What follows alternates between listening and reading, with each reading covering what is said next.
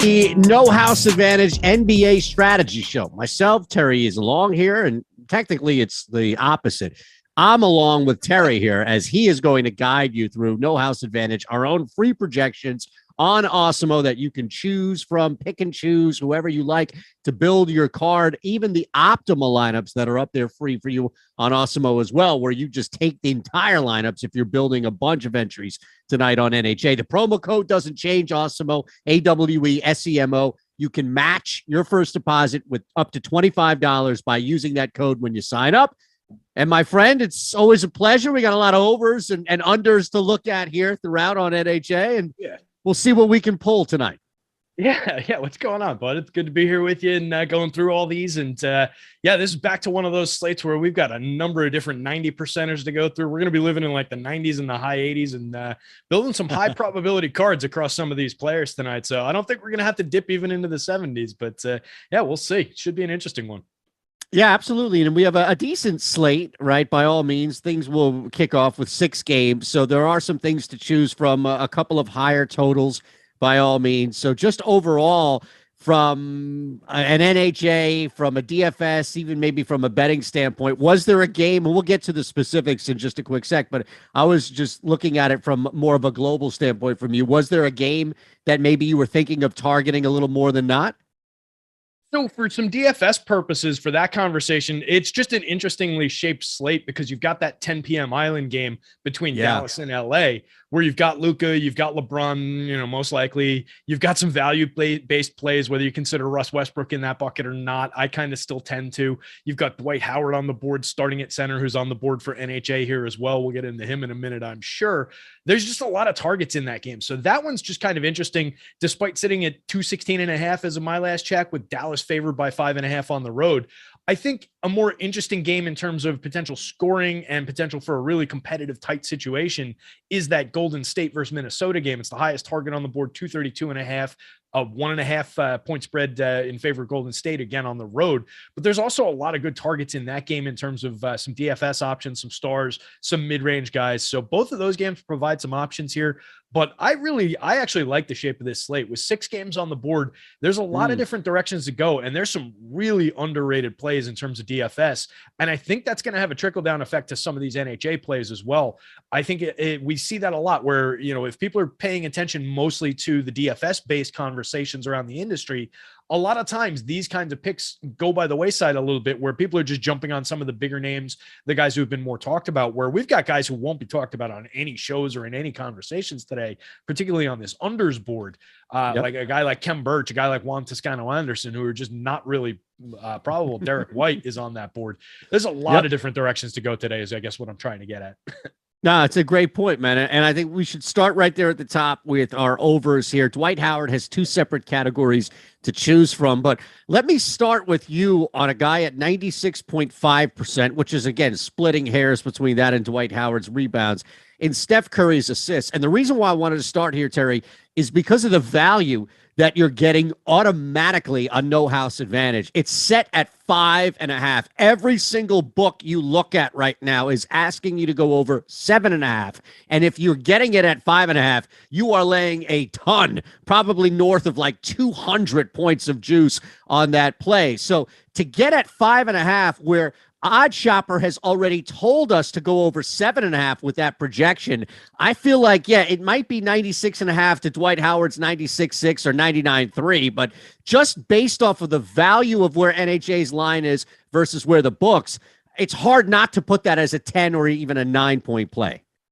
Absolutely. I mean, any one of those at the top of the board, I'll throw Reggie Jackson's assist number into that exact same bucket. I like that. With very similar probabilities. We've got Steph projected for 8.63 assists for the season across all situations before everything, in Golden State with Draymond being out in this current situation. For the season, Steph's up to a 6.5 assist average in his 34.8 minutes. We've got him projected for 36.9 minutes. So we've got him projected for more playing time than what he averages in that 6.5.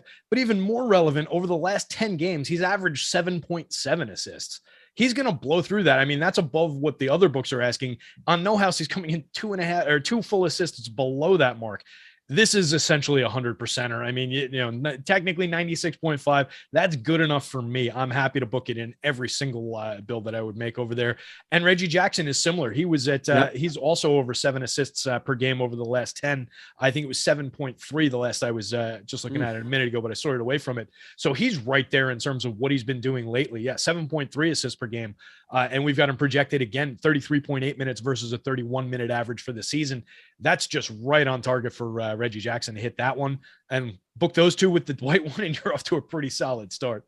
No, it's great, especially because, again, with Reggie Jackson, it's right there similar to Steph Curry. I was looking at it at the books when you were talking about it.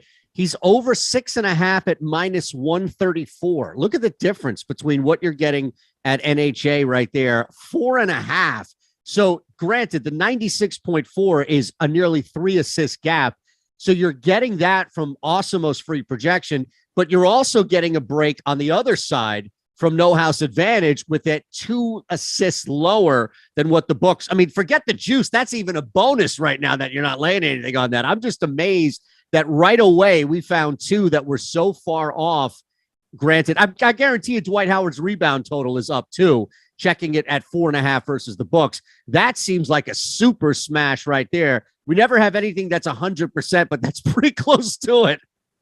Yeah, I mean, 99.36, that is a pretty dominant mark. We've got Dwight pegged for more than double that rebounding line. It's 4.5. We've got him projected for 9.85. In his 14.9 minutes per game across all situations for the season, which is largely coming off the bench, he's averaging 5.8 rebounds total. We've got him projected for 25 minutes tonight. He's been getting starters minutes the last 2. He played 22 and 26 minutes the last 2 times out.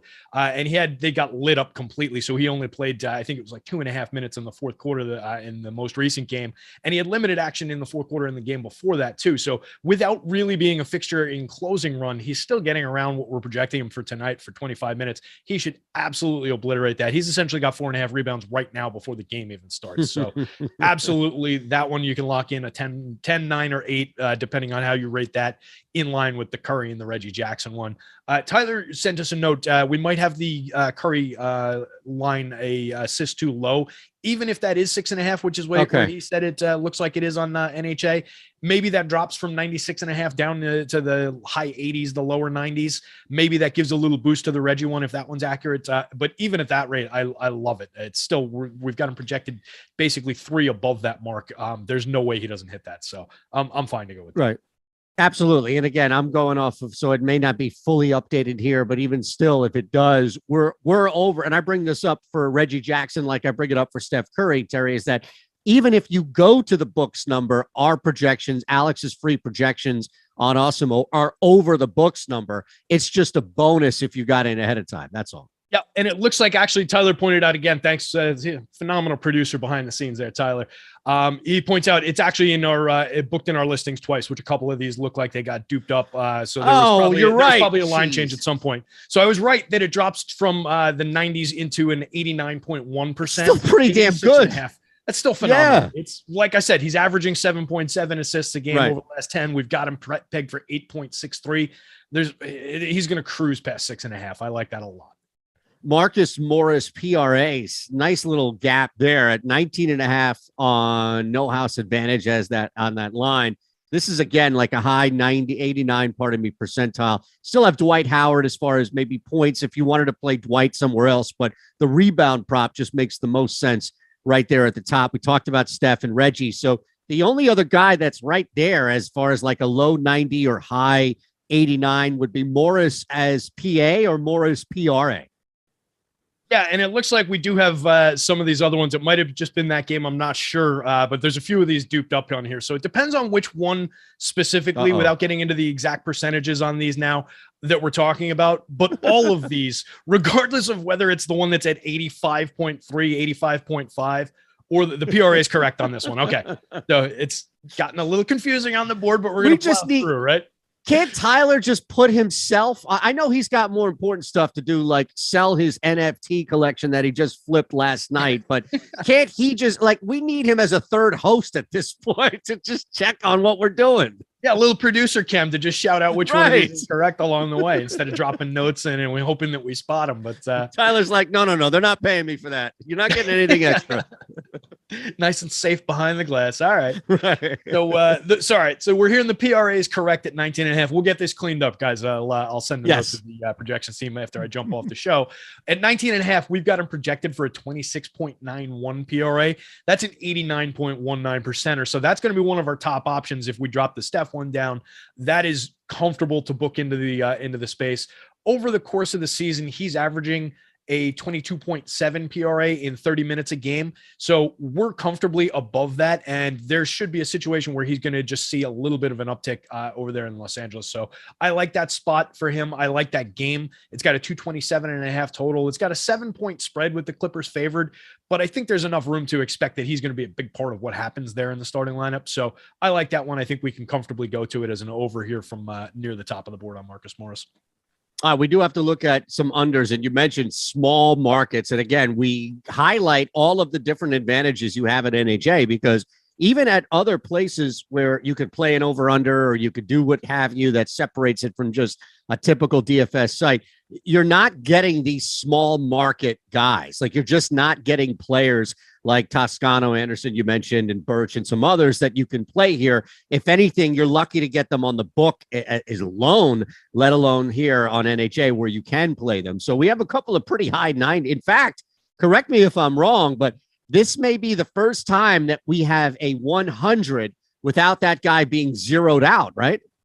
Yeah, this is the first time I can remember where we do actually have some minutes projected for these guys, and they're coming in as 200% locks with a 99.25 below that one and a 97.82. I mean, there are some high end numbers on the underboard here today. And it's a creation of where we've got these guys projected for minutes, right? Juan Toscano Anderson averages 14.3 minutes, but we've got him projected for 5.7 tonight. Over the last 3 games, he's only averaged 9.5 minutes. He was out for 1. He played 17, and then he only played 2 in the last outing. Not exactly sure what was up there, but before that, he played 7, and then he had a DNP, but he was on the bench. He wasn't absent. So just looks like his minutes are majorly in flux. Partly, they've got Kuminga over there who they're getting additional minutes to lately. He was in foul trouble the last game, but Toscano Anderson didn't pick up any additional playing time based on that. I didn't look into whether or not he came out of that based on injury or anything, but based on where we've got him projected, there's just a very, very strong probability that he's going to fall well below that 9.5 mark. In his normal run, his PRA is 9.0. So he's below that in his normal 14.3 minutes per night. We've got him projected for a third of the playing time that he normally averages. Feels pretty comfy, even if it's not 100% to the letter. I think that's pretty clean. Kem Birch, the same, is a very similar situation. 9.1 minutes projection reduced from an 18.2. He's been averaging 17 minutes, but he came down to 13 in the last game, down from a 20 and an 18. So again, with Toronto's rotation changing a little bit, there could be the potential for him to just not see the playing time, and by virtue of that, just significantly come down. Right now, one site does have him projected for the starting lineup. There's a lot in flux around OG Anunoby, Fred VanVleet over there, so we'll see how that one looks. But based on where we got his projected playing time right now, comfortably under on that one as well. Anything else that, I mean, really, it's those two guys that you have right away. Beasley would be the next guy at that 93.8, just under 94. But really, I mean, from between Birch and Toscano Anderson, those are two guys that you should be putting right there at the top on your cards. 10, 9, 8, really that rate. I mean, why go below anything below 8 at this point when you're dealing with 99 to even 100 percentile? Beasley, though, is interesting because as we've built a couple of mid 80 or mid to high 80s, I should say, even low 90 overs, Beasley's first appearance on the show here is an under PRA, and it's pretty strong compared to what Alex has as his free projection, Terry, and then also what NHA is asking at their 15.5 line. Yeah, it's another interesting one based on playing time. He's averaged 25.1 minutes per game for this season, but over the last 3, he's only averaged 18. That was 18, 18, and then a DNP. And before that, it was a 14 and a 20. We've got him projected at 17.4. Across the last 5, he's been well below his playing time average. And in the increased play, in the the standard 25.1 minutes a game, he was putting up a 16.3 PRA.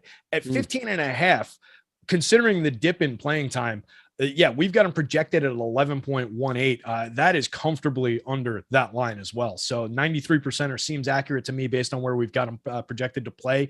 Malik Beasley burns me every single time I've ever used him for anything, regardless of which side it's on. So that one comes with caution from me, just on personal bias. If we project him to go under, he'll obliterate. If we project him to go over, he'll fall way under. But that's just for me. On the board and by the math, it looks very, very strong. Awesome. All right, so we'll bounce around here again from unders to overs.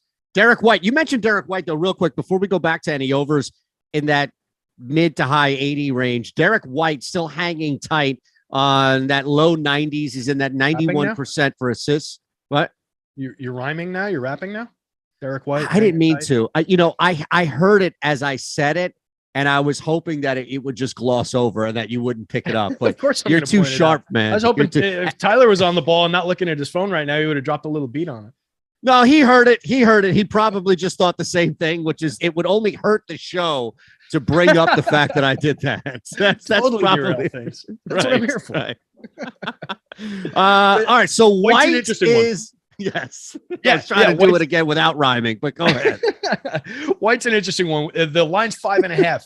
We've got him projected at 3.62 in his reduced playing time, his reduced role here in Boston. We got him projected for 23.2 minutes, which is way down from the playing time average that includes all his time in San Antonio this season. Over the last 10 games, he's averaged exactly 3 assists. So he's averaging well under what the line is asking for here. That one feels pretty comfy too. We may even 3.62 in around the playing time he's been getting. We may even have it projected, a fraction of an assist too high there. So I'm very comfy with that one at 91%. So do you want to move to the overs or do you want to stay here? I mean, Covington is in here. His PRAs, again, that's at a 90. I don't know how much. Blake Griffin is another one too. These are all minutes dependent. If you're looking for a big name, you could always fade Russell Westbrook and his assists. I mean, that is a pretty significant gap for a guy in Westbrook in a game in which the Lakers could do anything possible just to get a right the ship. Although I see a lot of people like Dallas, rightfully so, tonight. So I don't know if you would go smaller market, maybe take advantage of Robert Covington, Blake Griffin, or maybe there's that big play with Westbrook, pardon me, before we go back to overs. Yeah, I mean, Westbrook is interesting. It's playing with fire to me to chase the under for him, just because I feel that game is coming where it's just going to be right. He's not completely shot from a talent perspective, right? It's a situational thing that's keeping his numbers down overall for the season. He's still averaging 7.3 assists per game in 34.4 minutes. Over the last 10, he's been only at 5.9 assists. His numbers are just dipped based on the situation this season. So for me, I'm chasing that Russ game as his salary, plummets to earth. I made an analogy to a satellite crashing from orbit and gradually declining as it catches fire and crashes into the ground. I'm going to write it all the way down on the DFS sites. I want that. I want to catch that Russ Westbrook game where he does explode through the upside. By the numbers, it does make sense here, though. 8.5 is a big line based on what he's been doing recently. We've got him projected at 6.25, which is in line with what he's done over the last 10. So it's comfy. It makes sense to go for by the numbers, but it's not comfy for me because I do expect at a certain point, Russ is just going to have that game where he's just pissed off at everybody in the world and just explodes for a monster performance. So with a little bias intended, that's the reason.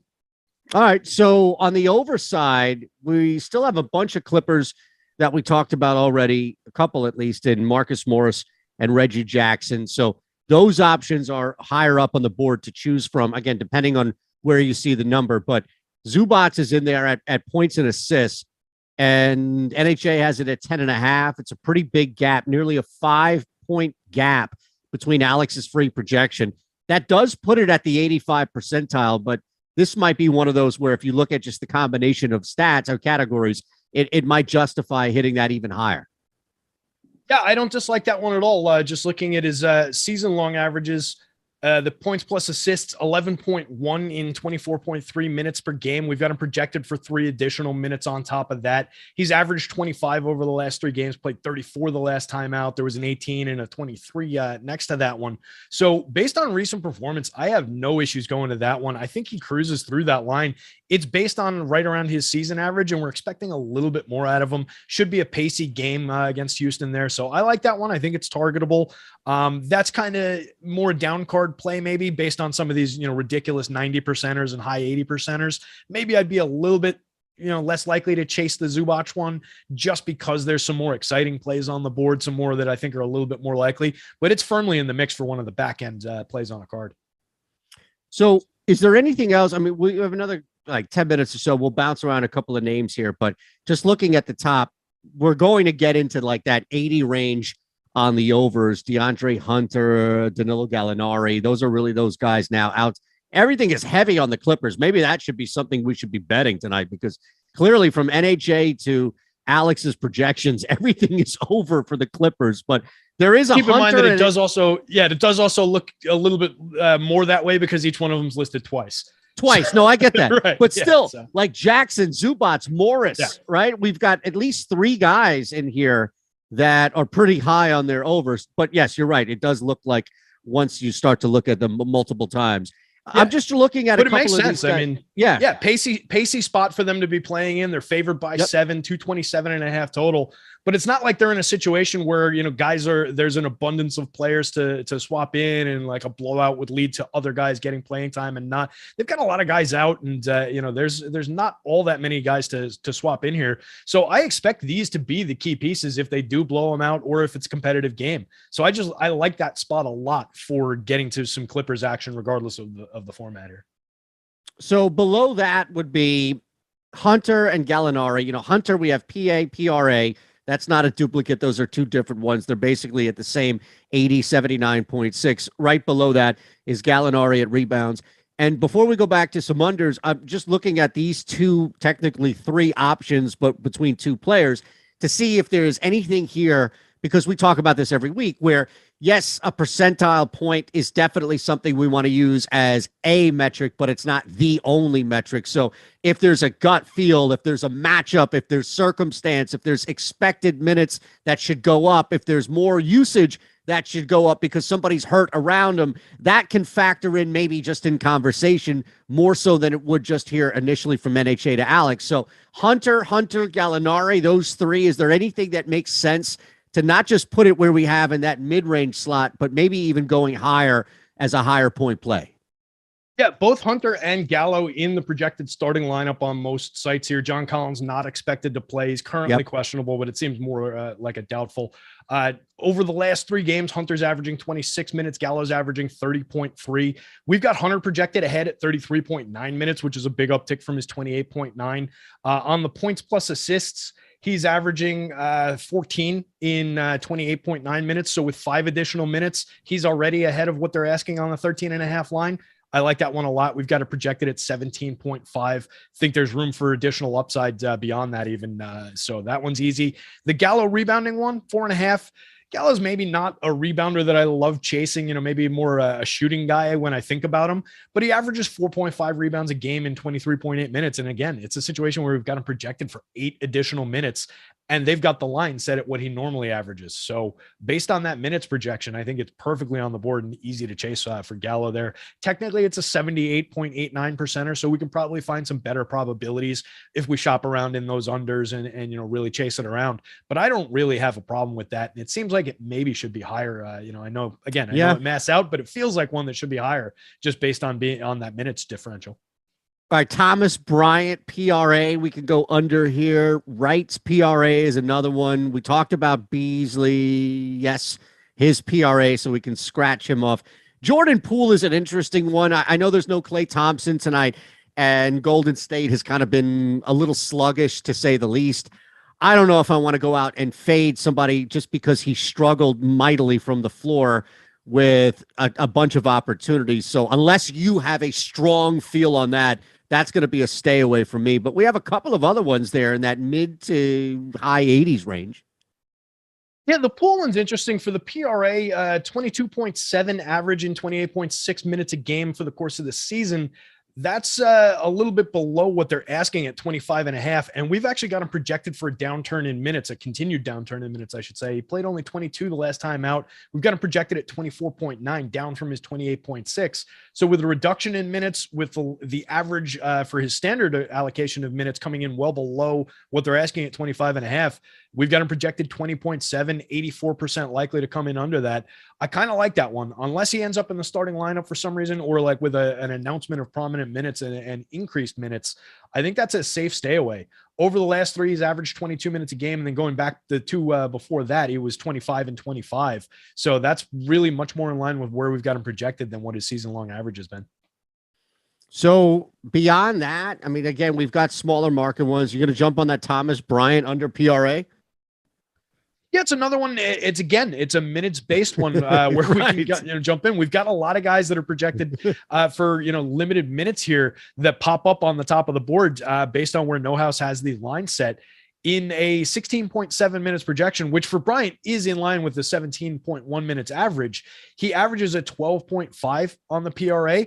No House just has this set too high for his average. We've even got him projected a little above what he averages at 14.3, but that's just 4 below the 18.5 line there. So I like that a lot. Over the last 3 games, he's averaged 15 minutes a night, not been getting the starts here. Before that, it was 2 24-minute appearances, but coming off the bench, he's not been seeing the minutes. So yeah, I think that's a targetable one as well. Anybody else you see in kind of that range there? I'm like, God, we are staying, at least doing our best to stay out of the high 70s range. Westbrook, we talked about his assists that popped up earlier. I don't know if there's a better angle here at his PRA, 35.5 on NHA. There's a pretty decent gap, at least between the two, and then the 80 percentile that it does go under. Yeah, I don't mind, the idea based on the math, based on the probabilities that we're seeing on the board. It's just that little guy in the back of my head, that little gambler in the back of my head who's totally biased and not at all math-based, who's saying, but remember, this is a guy who averages triple-double for multiple times in the course of his career, Yep. all-time leader in triple-double.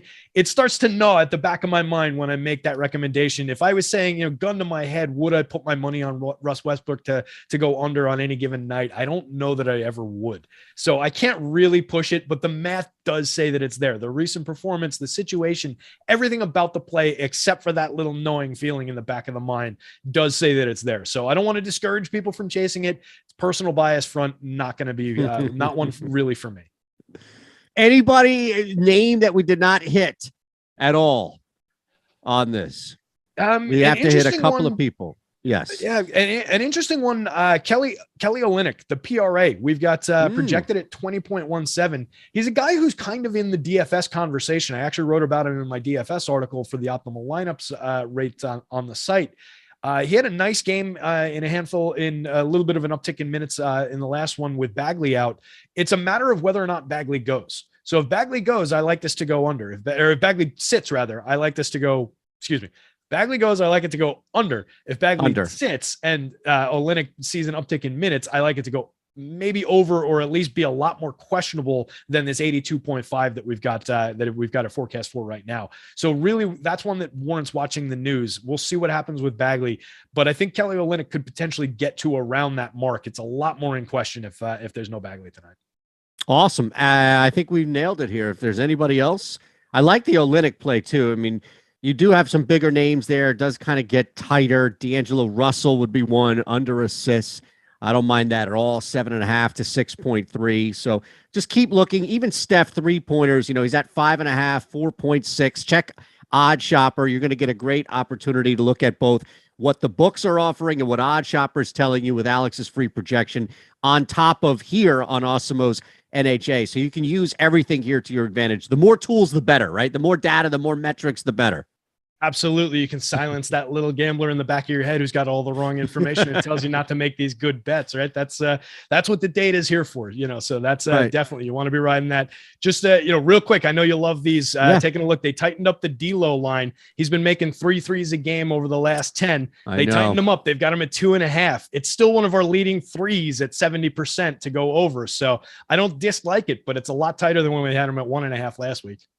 Yeah, it's funny you bring that up, and I'm going to bring this back up on Locks Before Lock later with Eric Lindquist, but I have Russell 3+3s tonight. Now, again, I've used that in different plays, but I have Russell at 3+3s. And even in the same game parlay with that, those are the two that I can play with here because he has that volume and I think he can get there. But you're right. If I can get it down to 1.5 or 2.5 at any book and not lay any juice, then I'm there. Because I think just to check real quick, yeah, it's -138 to go over 2.5. You could get it at 3+, a little less at -136. But I mean, look at the difference. No juice. That's all. Yeah, but right, I mean, you can also see that game. Get out of here. Ah, boo.